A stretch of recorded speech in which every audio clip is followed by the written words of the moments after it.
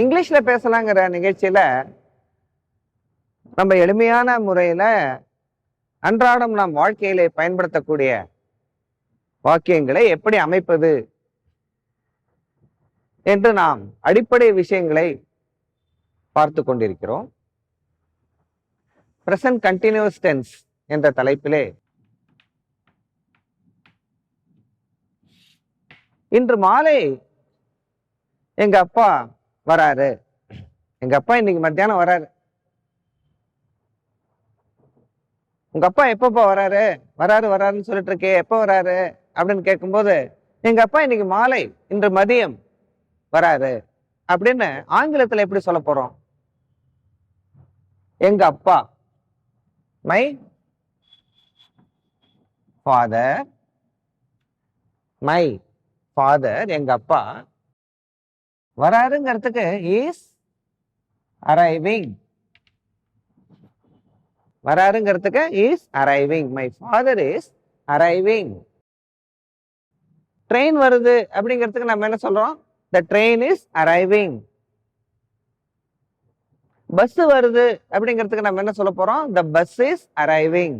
த team வருது அப்படிங்கிறதுக்கு என்ன சொல்ல போறோம்? The team is arriving. இனிமேதான் வரப்போகுது.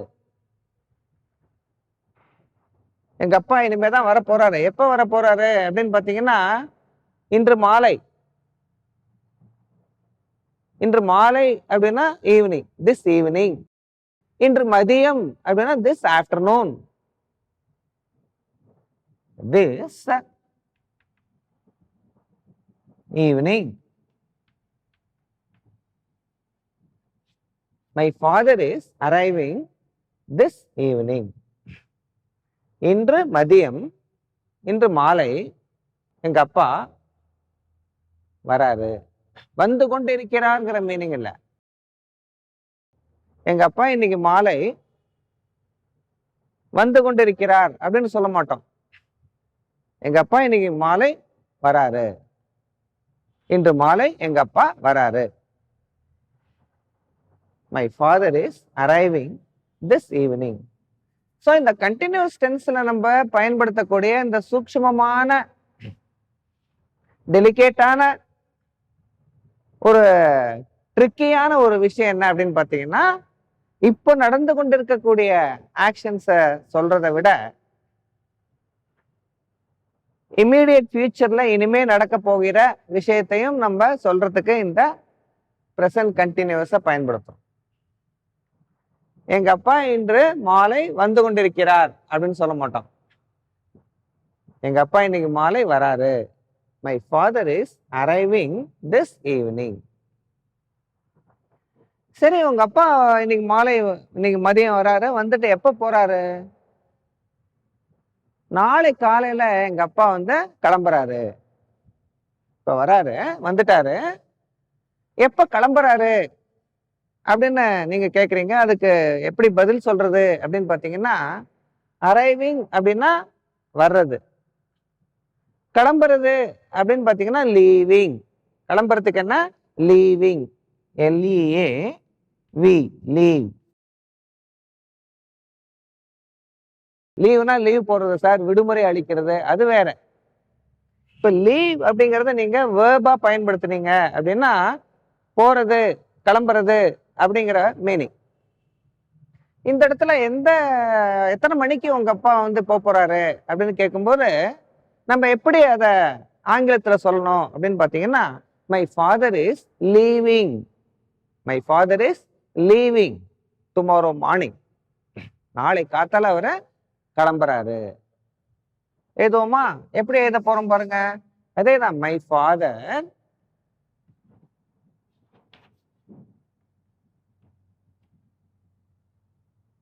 இஸ் அரைவிங் அப்படின்னா வர்றது. கிளம்புறதுக்கு என்ன? லீவிங். இல்லையா? Leaving. My father is leaving. எங்க அப்பா கிளம்புறாரு. எங்க அப்பா கிளம்பி கொண்டிருக்கிறார் அப்படிங்கறதா இதோடைய ஒரிஜினல் மீனிங். ஆனா நம்ம அப்படி சொல்றது இல்லை. எப்படி சொல்ல போறோம்? எங்க அப்பா கிளம்புறாரு, நாளை காத்தால கிளம்புறாரு. My father is leaving tomorrow morning.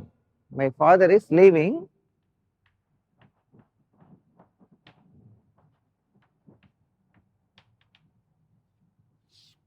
my father is arriving this evening. My father is leaving tomorrow morning. My father is leaving tomorrow morning. My father is leaving tomorrow morning. நாளை காலை எங்க அப்பா கிளம்புறாரு. The flight is leaving tomorrow morning. The train is leaving. Leaving means கிளம்புகிறது. The train கிளம்புறது மட்டும் நம்ம எப்படி சொல்லுவோம் அப்படின்னு பார்த்தீங்கன்னா departing, arrival and departure அப்படின்னு சொல்லுவாங்க. ஃப்ளைட் வருது அப்படிங்கும்போது அந்த ஃப்ளைட் வர்றதை எப்படி சொல்லுவோம்னா the flight is arriving. The train வருது அப்படிங்கும்போது the train is arriving. Flight கிளம்புது அப்படிங்கும்போது the flight is departing.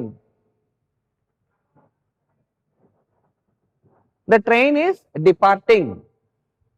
அது எப்படி சொல்லுவோம் பார்த்துருவோமா?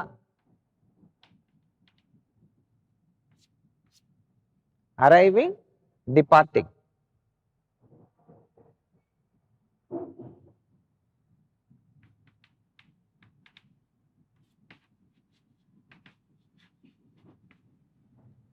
Train and flight is arriving.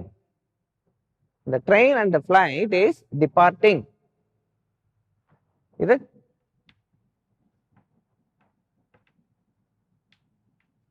இது கிளம்புதல், இது வருதல், வருகை.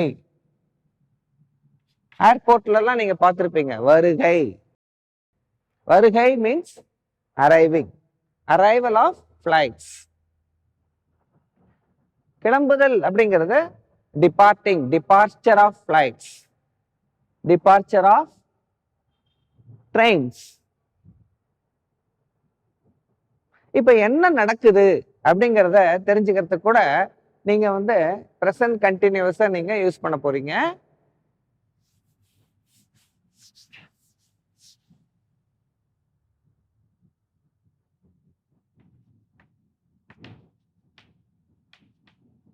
என்ன நடக்கிறது?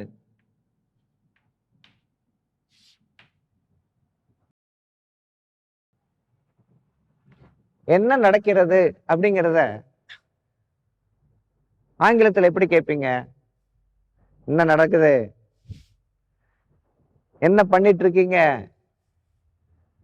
என்ன நடந்துகிட்டு இருக்கு அப்படிங்கிறத ஆங்கிலத்தில் எப்படி கேட்பீங்க அப்படின்னு கொஞ்சம் யோசிச்சு வைக்கிறீங்களா? நம்ம நெக்ஸ்ட் செஷன்ல பார்ப்போம்.